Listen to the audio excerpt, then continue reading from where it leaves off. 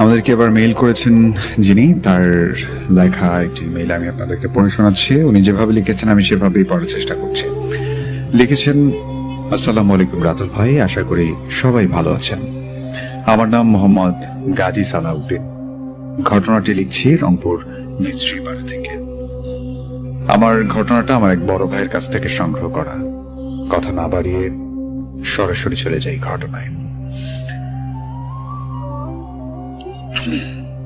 এরপর উনি লিখেছেন, ঘটনাটি একটু বড় হতে চলেছে, আপনারা সবাই ধৈর্য সহকারে শুনবেন। আত্মহত্যা করে মারা যাওয়া শাহিনকে কবর দিয়ে আসার সময় 1 ঘন্টা পরেই মসজিদের মুয়াজ্জিন সাহেব দেখেন মসজিদের পাশে একটু দূরে করের গাছের একটি ডালে সাদা কাফন পরিহিত একটি অবয়ব বসে আছে। মুয়াজ্জিন সাহেব ছিলেন খুবই সাহসী লোক। তিনি বিষয়টি ক্লিয়ার করার জন্য আরো একটু কাছে যেয়ে দেখেন এটা সেই শাহিন যাকে সে কিছুক্ষণ আগে দাফন করে এসেছে। মুয়াজ্জিন সাহেব এই দৃশ্য দেখে তিনি বুঝে গেলেন এটা শাহিন নয়, শাহিন রূপে কোন একটা দুষ্ট জিন।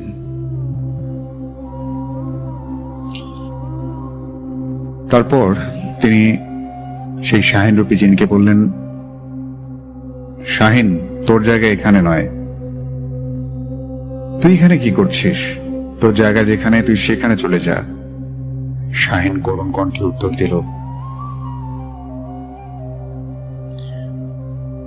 আমার সেখানে খুব কষ্ট হচ্ছে মুয়াজ্জিন সাহেব, আমি যাব না ওখানে, আমি এখানেই থাকব। তখন মুয়াজ্জিন সাহেব রাগী কণ্ঠে বললেন, তুই কি এখান থেকে যাবি নাকি আমি অন্য ব্যবস্থা নেব? হুজুরের এই কথা শুনে শাহিন রূপী সেই দুষ্ট জিন পাখিরা যেভাবে উড়াল দেয় ঠিক সেভাবেই উড়াল দিয়ে গ্রামের দিকে চলে যায়। মুয়াজ্জিন তখন ভয় পেয়ে যান। তিনি বুঝতে পারেন এই দুষ্ট জিনের অত্যাচার শুরু হবে এখন এই গ্রামে। ঘটনা শুরু করা যাক। শাহিন নামের যে ছেলেটির কথা বলছিলাম, সে ছিল সেই গ্রামের অনেক উৎফুল্ল একটি যুবক। বয়স খুব বেশি নয়, 18 কিংবা 19।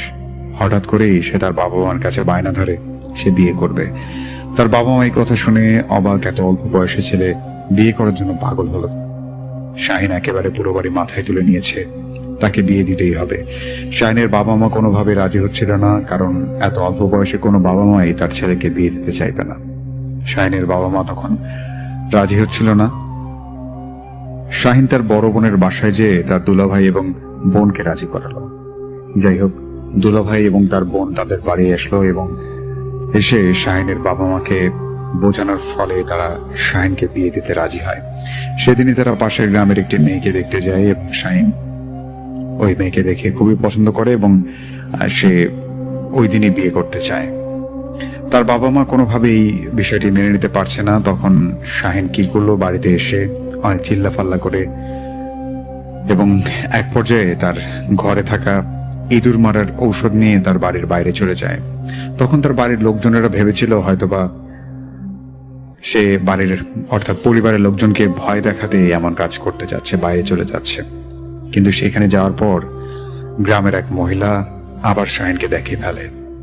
তখন সেই মহিলা শাহিনকে বলে, কিরে শাহিন, তুই কি করছিস এখানে? শাহিন কোনো উত্তর না দিয়ে সেখান থেকে চলে যায়। তখন সেই মহিলা খানিকটা শাহিনের উপর সন্দেহ করে। শাহিন যেখানে দাঁড়িয়েছিল সেই মহিলা ঠিক সেই বরাবর যায় এবং সেখানে গিয়ে ইঁদুর মারা বিষের গন্ধ পান। তার আর বুঝতে বাকি রইল না শাহিন বিষ খেয়ে ফেলেছে। তাই সময় দেরি না করে তিনি দৌড়ে শাহিনদের বাড়িতে চলে গেলেন। ঘটনাটি শাহিনের মা বাবা সবাইকে বলল। সবাই শুনে শাহিনকে খোঁজার জন্য ছুটে চলে যায় সেই জায়গায়। অবশেষে তারা শাহিনকে খুঁজে পায়। তার পুরো শরীরে একটা উদ্ভট একটা গন্ধ আসছিল।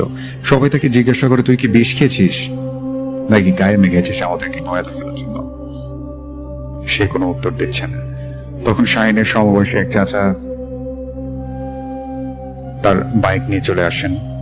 সেই চাচার বাইক নিয়ে শাহিনকে মাঝখানে বসিয়ে শাহিনের পেছনে তার দুলাভাইকে বসিয়ে হাসপাতালের উদ্দেশ্যে রওনা হন তিনজন।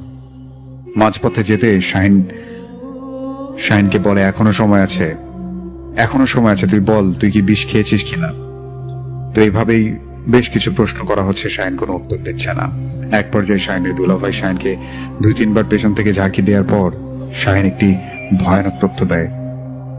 শাহিন বলে, দুলাভাই আমি বিষ খেতে চাইনি, আমি চেয়েছিলাম সবাইকে ভয় দেখাবো, আমি চেয়েছিলাম কিছু বিষ আমার গায়ে মাখিয়ে হালকা একটু খেয়ে নেবো যাতে করে আমার বড় ধরনের ক্ষতি না হয়। কিন্তু আমি যখন হালকা বিষ খাওয়ার জন্য আমার মুখের কাছে বোতলটা নেই, তখনই আমার মনে হলো কেউ যেন জোর করে পুরো বিষটা আমাকে খাইয়ে দিয়েছে। এই কথা শুনে শাহিনের দুলাভাই এবং চাচা অবাক হয়ে যায়। এটাও কি সম্ভব?